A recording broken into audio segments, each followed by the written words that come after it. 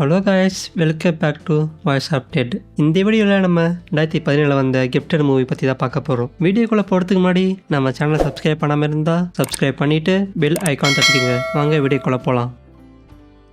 ஃப்ராங்க்கும் அவங்க அக்கா பொண்ணும் ஒன்றா வாழ்ந்துட்டு வராங்க. ஃப்ராங்க் மேரி கிட்ட சொல்கிறான், சீக்கிரமாக ஸ்கூலுக்கு ரெடி ஆகு, உனக்காக ஸ்பெஷல் பிரேக்ஃபாஸ்ட் ரெடி பண்ணிட்டுக்கேன்னு. ஆனால் மேரிக்கு ஸ்கூல் போக இன்ட்ரெஸ்ட் இல்லை. மேரி ஃப்ராங்க் கிட்ட, நான் ஸ்கூல் போயிட்டா ஃப்ராங்க் யார் பார்த்துப்பான்னு சாக்கு பக்கு சொல்கிறா. ஃப்ராங்க்கும், நீ ஸ்கூல் போயிட்டு வர வரைக்கும் நான் பார்த்துக்கிறேன் அப்படின்னு சொல்கிறான். அப்புறம் மேரி ஏதோ ஸ்பெஷல் பிரேக்ஃபாஸ்ட் சொன்னேன் எங்கன்னு கேட்க, ஃப்ராங்க்கும் அந்த கிளாஸ் பாஸ் மேலே ஸ்பெஷல் எழுதி கொடுக்குறான். ஃபர்ஸ்ட் டைம் மேரி ஸ்கூல் போகிறா. அவளை பஸ்ஸில் ஏற்றி விட்டு ஃப்ராங்க்கும் வீட்டுக்கு ரிட்டர்ன் வரான். ஒரு ரொபோட்டா அவனை பக்கத்து வீட்டில் இருக்கிறவங்க அவனை ஃபாலோ பண்ணி வராங்க. அவங்க ஃப்ராங்க் கிட்ட, மேரி ஸ்கூல் போகிறது எனக்கு சரின்னு தோணலை, அவளுக்கு ஏதாச்சும் ஆகியோட பயமாக இருக்குன்னு சொல்கிறான். ஃப்ராங்குக்கும் அதை நினச்சி கவலை இருக்குது. அப்புறம் மேரி ஸ்கூலில் ரொம்ப போர் அடிக்குது. ரீசன் ஏன்னா அவங்க டீச்சர் சிம்பிள் மேத்ஸ் கொஸ்டின் கேட்குறாங்க. லைக் 1+1, 2+2, 3+3ன்னு ரொம்ப சிம்பிளாக இருக்குது. மேரி அவன் டீச்சர் கிட்ட கேட்குறா, இந்த கொஸ்டின் ரொம்ப சிம்பிளாக இருக்குன்னு ஆர்கியூ பண்ணுறா. இதெல்லாம் அவன் டீச்சர் கொஞ்சம் கொஞ்சமாக கஷ்டமான கொஸ்டினாக கேட்குறாங்க. அதே மேரி அசால்ட்டாக ஆன்சர் பண்ணிட்டு வந்தா இதனால் கடுப்பான போனி கஷ்டமான மல்டிஃபிகேஷன் கொஸ்டின் கேட்குறாங்க. மேரி அதுக்கு ஆன்சர் பண்ண கொஞ்சம் டைம் எடுத்துக்கிறா. ஆனால் கடைசியில் ஆன்சர் சொல்லிட்டா. அவள் சொன்ன ஆன்சர் கரெக்டான அவங்க டீச்சரும் கால்குலேட்டர் எடுத்து போட்டு பார்த்து ஷாக்காகிறாங்க. அப்போ தான் போனிக்கு புரியுது, மேரி சாதாரண பொண்ணு இல்லை, அவள் ஒரு காட் கிஃப்டட் சைல்டுன்னு. அப்புறம் அவங்க பிரின்சிபல் வந்துட்டு எல்லாருக்கும் ஆய் சொல்லும்போது மேரி ஏஞ்சிட்டு, யாராச்சும் ஃப்ராங்க் கால் பண்ணுறீங்களா, எனக்கு இங்கே இருக்க பிடிக்கலன்னு கத்தி சொல்கிறா. அப்புறம் ஃப்ராங்க் வந்து அவளை கூட்டிகிட்டு போகும்போது போனி ஃப்ராங்க் கிட்ட பேசுகிறா. மேரி சாதாரண பொண்ணு இல்லை, அவள் கிஃப்டட் சைல்டு, கிளாஸில் இன்னைக்கு டிஃபிகல்ட் மேத்ஸ் ப்ராப்ளத்தெலாம் ஈஸியாக சால்வ் பண்ணா அப்படின்னு சொல்கிறான். அதுக்கு ஃப்ராங்க் சொல்கிறான், அது திஸ்டன் பெக் மெத்தட், அதை வச்சு ஈஸியாக ப்ராப்ளம் சால்வ் பண்ணலாம். போனி 7 வயசில் எப்படி ஹாக்கிங்க கேட்குறா. அதுக்கு ஃப்ராங்க், நான் அதை கற்றுக்கும் போது எனக்கு 8 வயசு தான், ஸோ அதில் ஆச்சரியப்படுறதுக்கு ஒன்றும் இல்லை அப்படின்னு சொல்கிறான். அப்புறம் போனி அதை பற்றி சர்ச் பண்ணி பார்க்குறா. தென் அதை பார்த்து இம்ப்ரெஸ் ஆகிறான். ஃப்ராங்க் ஒரு போட் ரெடி பண்ணிட்டு போது இப்போ மேரி கேட்குறா, நம்ம ஏன் ஃப்ரெட்டை கூட்டிகிட்டு டெஸ்ட் ரைட் போகக்கூடாதுன்னு. அதுக்கு ஃப்ராங்க்கும் ஓகே சொல்ல அவங்க 2 பேரும் பீச்சில் நிறைய டைம் ஸ்பெண்ட் பண்ணுறாங்க. அப்போ சொல்கிறா, உனக்கு நிறைய ஃப்ரெண்ட்ஸ் இருக்கணும் உங்கள் அம்மா ஆசைப்பட்டாங்க, அதனால தான் உனக்கு ஸ்கூலில் சேர்த்தேன்னு. அடுத்த நாள் மேரி அவனை பூனை ஃப்ரெட்டை அவங்க கிளாஸ்மேட் எல்லாருக்கும் இன்ட்ரடியூஸ் பண்ணி வைக்கிறா. அப்போ ஒருத்தர் கேட்குறான், எப்படி ஃப்ரெட்டுக்கு ஒரு கண்ணு போயிடுச்சுன்னு. அதுக்கு மேரி, நான் இவனை குப்பத்தொட்டி பக்கத்தில் தான் பார்த்தேன், அப்போவே அவனுக்கு ஒரு கண் தான் இருந்தது, எனக்கு சரியாக தரல அப்படின்னு சொல்கிறான். அப்புறம் அங்கே இருக்க ஸ்டூடெண்ட்ஸ்க்கு டெஸ்ட் வைக்கிறாங்க. அப்போ மேரி சீக்கிரமாக எக்ஸாம் முடிச்சிடறா. இதை எக்ஸ்பெக்ட் பண்ண போனி அவளுக்கு ஏற்ற மாதிரி கொஸ்டின் பேப்பர் கொடுக்குறாங்க. இதனால் மேரிக்கு போனி பிடிக்க ஸ்டார்ட் ஆகிடும். போனி மேரியோட ஃபேமிலி பற்றி தெரிஞ்சிக்க நினைக்கிறா. ஃபஸ்ட்டு ஃப்ராங்கை பற்றி நெட்டில் தேடி பார்க்குறா, பட் ஒன்றும் கிடைக்கல. அப்புறம் சஜஷனில் இருந்த டயானா பற்றி பார்ப்பா. அப்போ தான் அவளுக்கு தெரியும் மேரி டயானாவோட டாட்டர்னு. டயானா 20 வயசு இருக்கும் போதே சூசைட் பண்ணி இறந்துட்டா. அப்புறம் மேரியை அவனோட அங்கிள் தான் பார்த்துட்டு இருக்காங்க. அந்த அங்கிள் தான் ஃப்ராங்க்னு தெரிய வருது. போனி ஃப்ராங்கை மீட் பண்ண லோக்கல் பார்க்கு போகிறா. இப்போ ஃப்ராங்கை எல்லாமே சொல்கிறான். அவன் வீட்டுக்கு போகும்போது மேரி சோஃபாலையும் டயானா பாத்ரூம்லையும் இருந்தாங்க. டயானா கால் பண்ண போய் நான் போயிருக்கணும், நான் டிலே பண்ணதுனால தான் அவளை இழந்துட்டேன் அப்படின்னு சொல்கிறான். போனி மேரியோட அப்பா பற்றி கேட்குறா. அதுக்கு ஃப்ராங்க், டயானாவும் அவனும் 1 மந்த் கூட முழுசாக டேட் பண்ணலை, அவன் பாதியில் விட்டு போயிட்டான்னு சொல்கிறான்.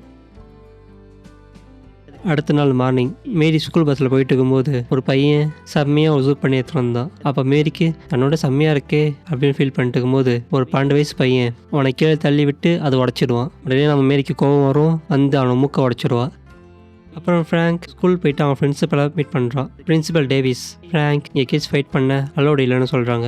அதுக்கு ஃப்ராங்க், நீ சொல்கிறது புரியுது மேம், நான் மேரி வச்சு பெருமை தான் படுறேன், அவள் இந்த மாதிரி புல்லிங்ஸ் அகேன்ஸ்டாக ஃபைட் பண்ணுறதை பார்த்து எனக்கு பெருமையாக தான் இருக்குது. பிரின்சிபல் டேவிஸ், போனி மேரியை பற்றி எல்லாம் சொல்லிட்டாங்க, அவள் லெவலுக்கு உங்களால் இங்கே சொல்லித்தர முடியாது, ஸோ நீங்கள் வேணும்னா அவளை ஆர்ட்ஸ் அகாடமியில் சேர்த்துருங்க, அவளோட ஸ்டடீஸ்க்கு தேவையான ஃபுல் ஃபண்டையும் நாங்கள் ஸ்பான்சர் பண்ணுறோன்னு சொல்கிறாங்க. அதுக்கு ஃப்ராங்க், மேரி மற்ற கிட்ஸ் மாதிரி இருக்கணும்னு தான் நான் இந்த ஸ்கூலில் சேர்த்தேன், எனக்கு மேரி அங்கே படிக்கிறத விருப்பம் இல்லைன்னு சொல்லிட்டு கிளம்பிட்டான். மேரி அவன் கிளாஸ்மேட்டுக்கிட்ட இன்றைக்கி நடந்த விஷயத்துக்காக மன்னிப்பு கேட்குறா. அப்போ அந்த சின்ன பையன் ஜஸ்டினோட ஜூ தான் வெல்மேடும் சொல்லி அவனை என்கரேஜ் பண்ணுறா. ஃப்ராங்க் மேரி கூட்டிகிட்டு வீட்டுக்கு போகும்போது அங்கே மேரியோட கிராண்ட் மதர் இருக்காங்க. அவங்க கிராண்ட் மதர் நேம் ஈவ்லின். அவங்க மேரிக்காக காஸ்ட்லியாக லேப்டாப்பும் அப்புறம் அல்ஜீப்ரா பை சார்லஸ் சிம்பர் புக்கும் கொடுக்குறாங்க. ஆனால் மேரி சொல்கிறா, இந்த புக்கு நான் ஆல்ரெடி படிச்சுட்டேன், ஸோ எனக்கு வேணான்னு சொல்கிறா. ஈவ்லினுக்கு ஃப்ராங்கோட வீடு சுத்தமாக பிடிக்கல. அப்புறம் ஈவ்லின் ஃப்ராங்கோ லஞ்சுக்கு இன்வைட் பண்ணுறா. ஈவ்லின் சொல்கிறா, மேரி இங்கே இருக்குது எனக்கு சுத்தமாக விருப்பம் இல்லை, அவள் என் கூட தான் இருக்கணும், நான் அவளை கூட்டிகிட்டு போகிறேன்னு சொல்கிறான். பட் ஃப்ராங்க் அதை அக்செப்ட் பண்ணலை. அப்புறம் ஈவ்லின், நான் அதை கோர்ட்டில் பார்த்துக்கிறேன் சொல்லிட்டு அங்கே கிளம்பிட்டான். அப்புறம் கோர்ட்டில் கேஸ் நடக்குது. ஆனால் அது 2 பேருக்கும் சாதகமாக முடியல. ஜட்ஜ் நெக்ஸ்ட் ஹியரிங்கில் சொல்கிறேன்னு சொல்லிட்டு போயிட்டாங்க. ஃப்ராங்க் மேரி அவங்க பக்கத்து வீட்டில் நைட்டு ஸ்டே பண்ண சொல்லி விட்டு போகிறான். மேரியும் ரோபாட்டாவும் ஜாலியாக சிங் பண்ணிட்டு டான்ஸ் ஆடிட்டு டைம் ஸ்பெண்ட் பண்ணிட்டு இருக்காங்க. அப்புறம் ஃப்ராங்க் போனியை பாரில் மீட் பண்ணுறான். போனி சொல்கிறா, நான் மேரி பற்றி எதுவும் டேவிஸ் கிட்ட சொல்லலை. அதை ஃப்ராங்க்கும் அப்செட் பண்ணிட்டு இல்லாட்ட 2 பேரும் ட்ரிங்க்ஸ் பண்ணுறாங்க. ஜாலியாக சந்தோஷமாக பேசிட்டு இருக்காங்க. அப்புறம் அந்த நைட்டை ஒன்றா ஸ்பெண்ட் பண்ணுறாங்க. என்ன நான் சொல்கிறேன்னு உங்களுக்கு புரிஞ்சிருக்குன்னு நினைக்கிறேன். அடுத்த நாள் காலையில் மேரி டிவிடி எடுக்க வீட்டுக்கு வரா. அப்போது அவங்க டீச்சரை பார்த்துட்டு சிரிக்கிறா. அதனால ஃப்ராங்க்கும் கோவப்பட்டு மேரி கிட்ட கத்துறான், என்னோட லைஃப்பில் எனக்குன்னு கொஞ்ச நேரம் கூட கிடைக்காதான்னு சண்டை போடுறான். உடனே மேரி கோச்சிக்கிட்டு அங்கேருந்து போயிடுறா. அப்புறம் ஃப்ராங்க் மேரி கிட்ட எப்படியும் சாரி சொல்லி அவளை சமாதானம் பண்ணுறான். ஃப்ராங்க் மெயில் பாக்ஸ் செக் பண்ணிட்டு இருக்கும்போது ரொபோட்டா வந்து அவங்ககிட்ட பேசிகிட்டு இருக்காங்க. ஆனால் அந்த லெட்டரில் மேரி அவங்க பாட்டி கூட 2 நாள் ஸ்டே பண்ணணும்னு கோர்ட்லேருந்து ஆர்டர் வந்திருக்கு. அவங்க ஒரு பக்கம் மேரி அவங்க பாட்டியோட போயிட்டு ஒன்றா டைம் ஸ்பெண்ட் பண்ணிவிட்டு அவங்க பாட்டியோட ஃபோட்டோஸ் அவங்க அம்மாவோட ஃபோட்டோஸ் எல்லாம் பார்த்துட்டு இருக்கும்போது இன்னொரு பக்கம் ஃப்ராங்க்கும் போனியும் க்ளோஸ் ஆகிட்டு இருக்காங்க. அடுத்த நாள் ஈவ்லின் மேரியை கூட்டிகிட்டு யூனிவர்சிட்டிக்கு போகிறாங்க. அங்கே என்ட்ரன்ஸில் இருந்த ஃபோட்டோஸை காட்டி இவங்களாம் மேத்ஸில் ஜீனியஸ், இது மாதிரி நேவியஸ்டோக்கு ஈக்குவேஷனு ப்ராப்ளம் சால்வ் பண்ணுறதுக்காக தான் உங்கள் அம்மா கஷ்டப்பட்டு இருந்தாங்க. பட் அவளால் அதை சால்வ் பண்ண முடியல, அதுக்கு முன்னாடியே வளர்ந்துட்டான்னு சொல்கிறாங்க. மேரியும் என்னோடய ஃபோட்டோ இந்த ஒரு நாள் கண்டிப்பாக இங்கே வந்துருக்கும்னு சொல்கிறா. அப்புறம் மேரிக்கு அங்கே இருந்த ப்ரொஃபஸர் டிஃபிகல்ட் கொஸ்டின் கொடுத்து சால்வ் பண்ண சொல்கிறாங்க. ஆனால் மேரியால் அந்த ப்ராப்ளம் சால்வ் பண்ண முடியல. உடனே அவங்க பாட்டி அங்கேருந்து கோவமாக கூட்டிகிட்டு வராங்க. உன்னை இங்கே கூட்டிகிட்டு வந்து நான் பெரிய தப்பு பண்ணிட்டேன், உனக்கு இது செட் ஆகாதுன்னு சொல்கிறாங்க. அதுக்கு மேரி அதில் இருக்க ஈக்குவேஷன் எல்லாமே தப்பு, அதனால் அதை சால்வ் பண்ண முடியாதுன்னு சொல்கிறேன் அப்படின்னு சொல்கிறா. உடனே அவங்க பாட்டி திரும்ப அவளை கூட்டிகிட்டு உள்ளே போகிறாங்க. மேரியும் தப்பாக இருந்த ஈக்குவேஷன் எல்லாத்தையும் கட் பண்ணுறா. தென் அந்த ப்ராப்ளத்தை சால்வ் பண்ணுறா. இதை பார்த்து அந்த ப்ரொஃபஸர் ஆச்சரியப்படுறாரு. அப்புறம் மேரி வீட்டுக்கு வந்து ஃப்ராங்க் கிட்ட அங்கே நடந்து எல்லாத்தையும் சொல்கிறா. நான் திரும்ப அங்கே போக மாட்டேன், அவங்க ரொம்ப பாசியாக இருக்காங்க. ஃப்ராங்க்கும் நான் அவங்க கூட அனுப்ப மாட்டேன்னு ப்ராமிஸ் பண்ணுறான். அடுத்த நாள் மேரி ஒரு சோசியல் ஒர்க்கரை மீட் பண்ணுறா. அவங்க மேரி கிட்ட ஒரு சில கொஸ்டின் கேட்குறாங்க. அதுக்கு மேரி ஆன்சர் பண்ணுறா. அப்புறம் மேரி சொல்கிறா, ப்ளீஸ் என்னை ஃப்ராங்க் கிட்ட இருந்து பிடிச்சிடாதீங்க, அவனுக்கு நான் வேணும்னு சொல்கிறா. அடுத்த கோர்ட் ஹியரிங்கில் மேரியோட உண்மையான ஃபாதர் வராரு. அவனுக்கு என்னோட பொண்ணு அவளோட பாட்டி கூட தான் இருக்கணும்னு சொல்கிறான். அதுக்கு அகேன்ஸ்டாக ஃப்ராங்கோட லாயர் ஒரு சில கேள்வி கேட்குறாங்க. 2 நாள் எங்கே இருந்தீங்க, உங்கள் பொண்ணை நீங்கள் பார்த்துருக்கீங்களா அப்படின்னு கேட்குறான். அதுக்கு அவனும் இல்லை நான் பார்த்ததில்ல, என்னை அவளை மீட் பண்ண அலோ பண்ணதில்லை அப்படின்னு சொல்கிறான். அதுக்கு அந்த லாயர் உங்களுக்கு லேட்டாக பேஸ் பண்ணது இல்லை, இதில் உங்கள் பொண்ணோட ஃபுல் நேம் போட்டு சர்ச் பண்ணுங்க அப்படின்னு சொல்கிறான். அவனை தேர்த்து முழிக்க இதை வச்சு அவனை ஆஃப் பண்ணிடுறாங்க. இந்த ரவுண்டில் ஃப்ராங்க் தான் ஜெயிக்கிறான். ஆனால் மேரி பாத்ரூமில் டோர் லாக் பண்ணிவிட்டு அழுதுட்டு இருக்கா. எனக்கு அப்பா இருக்கானோ, அந்த ஆள் இங்கே இந்த ஒரு டவுனில் தான் இருந்தாலும் ஏன் என்னை பார்க்க வரல அப்படின்னு அழுகுறா. உடனே ஃப்ராங்க் மேரியோட பாட்டையும் கூட்டிகிட்டு ஹாஸ்பிட்டலுக்கு போகிறான். அங்கே ரிசப்ஷனில் அவங்க வெயிட் பண்ணிட்டு இருக்காங்க. அப்போது ஒருத்தனுக்கு பேபி பிறக்குது. அவன் ஹாப்பியாக வந்து எல்லாத்தையும் அனௌன்ஸ் பண்ணிட்டு இருக்கான். மேரி அதை பார்த்து சந்தோஷப்படுறா. மேரி கேட்குறா, நான் பிறந்த அப்போ இந்த மாதிரி யார் வந்து சொன்னா அப்படின்னு கேட்கும்போது ஃப்ராங்க் நான் தான் சொன்னேன்னு சொல்கிறான். அடுத்த நாள் கோர்ட் ஹியரிங்கில் மேரியோட பாட்டியை கொஸ்டின் கேட்குறாங்க. டைனா ஸ்டடீஸ் தவிர நீங்கள் எதையும் அலோவ் பண்ணல, அவள் லைஃப்பில் ஒரு சாதாரண ஹியூமன் மாதிரி ஒரு நாள் வாழ்ந்ததில்லை.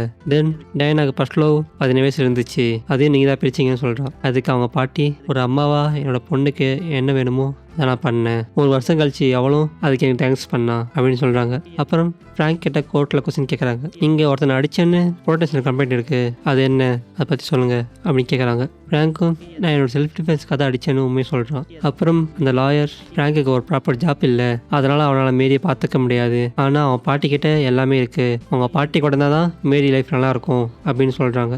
தென் கோர்ட் ஹியரிங் முடியுது. அன்றைக்கி நைட் ஃப்ராங்கோட லாயர் வந்து இந்த மாதிரி மேரி நம்ம கொஞ்சம் வருஷத்துக்கு ஹோஸ்டல் வீட்டில் விடணும், அப்புறம் 12 வயசு ஆனப்புறம் அவளை ஓடிஷன்ஸ் எடுக்கலாம், யார் கூட இருக்கலான்னு அப்படின்னு அவங்க லாயர் சொல்கிறாங்க. ஃப்ராங்க்கும் அதை அக்செப்ட் பண்ணிவிட்டு மேரி அங்கே விடுறான். மேரி அலறா, நீ எனக்கு ப்ராமிஸ் பண்ணியிருந்த என்னை விட்டு போக மாட்டேன்னு, ஏன் விட்டு போகிறான்னு ஃப்ராங்கை பிடிச்சி கேட்குறா. ஃப்ராங்க்கும் எதுவும் சொல்லாமல் அங்கேருந்து விட்டு ஓடி வந்துடும். மேரியும் ரொம்ப அழுதுட்டு இருக்கா. ஃப்ராங்க்கும் ரொபர்ட்டும் ரொம்ப லோன்லியாக ஃபீல் பண்ணுறாங்க. ஒரு நாள் ஃப்ராங்க் மேரியை பார்க்க போகிறான். பட் அங்கே இருந்த போஸ்டர் ஃப்ராங்க் மேரிக்கு ஒன்று பார்க்க விருப்பம் இல்லை, அவளுக்கு நாங்கள் ப்ராமிஸ் பண்ணியிருக்கோம் ஒன்று அலோவ் பண்ண மாட்டோன்னு, ஸோ இனிமேல் திரும்பி இங்கே வராதிங்க அப்படின்னு சொல்கிறான். இதை கேட்ட ஃப்ராங்க் மனசு உடஞ்சி போச்சு. கொஞ்ச நாள் கழிச்சு போனி ஃப்ரெட்டோட அடாப்ஷன் போஸ்டர் பார்க்குறா. அதை பற்றி ஃப்ராங்க் கிட்ட சொல்ல நினைக்கிறா. பட் கால் பண்ணால் ஃப்ராங்க் எடுக்கல. அப்புறம் அதை ஃபோட்டோ எடுத்து ஃப்ராங்குக்கு சென்ட் பண்ணுறா. உடனே ஃப்ராங்க் அங்கே போயிட்டு ஃப்ரெட்டையும் அங்கே சாக்க இருந்த 2 பூனையும் கொண்டு வரான். அப்புறம் வீட்டுக்கு வந்துட்டு ஃப்ராங்க் ரொபாட்டை கூட்டிக்கிட்டு மேரி இருக்க இடத்துக்கு போகிறான். அங்கே போயிட்டு சண்டை போடுறோம் தெரியுது எவ்லின் அங்கே இருக்காங்கன்னு. உடனே எவ்லின் கிட்ட டயானா கம்ப்ளீட் பண்ண புக்கை கொடுக்குறான். அப்புறம் மேரியை எப்படியோ சமாதானப்படுத்தி அவனோட ரொபாட்டை கூட காரில் இருக்க சொல்கிறான். தென் ஃப்ராங்க் எவ்லின் கிட்ட பேசுகிறான். இந்த புக் நீ செத்த அப்புறம் தான் பப்ளிஷ் பண்ணணும்னு சொல்லியிருந்தேன் என்கிட்ட. ஆனால் நான் இப்போ சப்மிட் பண்ணுறேன் உங்கள்கிட்ட. ஒன்று இந்த புக்கை நீ பப்ளிஷ் பண்ணிவிடு, இல்லைனா நான் ஃபஸ்ட் ஆப்ஷன் சூஸ் பண்ணுவேன் அப்படின்னு சொல்கிறான். எவ்லின் அழுதுகிட்டே அந்த புக்கை பப்ளிஷ் பண்ணுறதுக்கு கால் பண்ணி பேசுகிறா. அப்புறம் மேரியும் ஒரு யூனிவர்சிட்டி கிளாஸ் அட்டன் பண்ணுறா. தென் கிளாஸ் முடிச்சுட்டு அவங்க பக்கத்தில் இருக்க பார்க்கில் மற்ற கிட்ஸோட ஒன்றா சேர்ந்து ப்ளே பண்ணிகிட்டு இருக்கா. இதை பார்த்த ஃப்ராங்க்கும் போனியும் ரொம்ப சந்தோஷமாக இருக்காங்க. இதான் மக்களே இந்த படத்தோட கதை. இந்த வீடியோ பிடிச்சிருந்தா மறக்காமல் லைக் அண்ட் ஷேர் பண்ணுங்கள். அடுத்து என்ன மூவி பார்க்கலான்னு கமெண்ட்டில் சொல்லுங்கள். அப்புறம் நம்ம வாய்ஸ் அப்டேட் சேனலை சப்ஸ்கிரைப் பண்ணாமல் இருந்தால் சப்ஸ்கிரைப் பண்ணிவிட்டு பெல் ஐக்கான் தட்டிக்கோங்க. உங்களை அடுத்த வீடியோவில் பார்க்குறேன். டாட்டா, பாய் பாய்.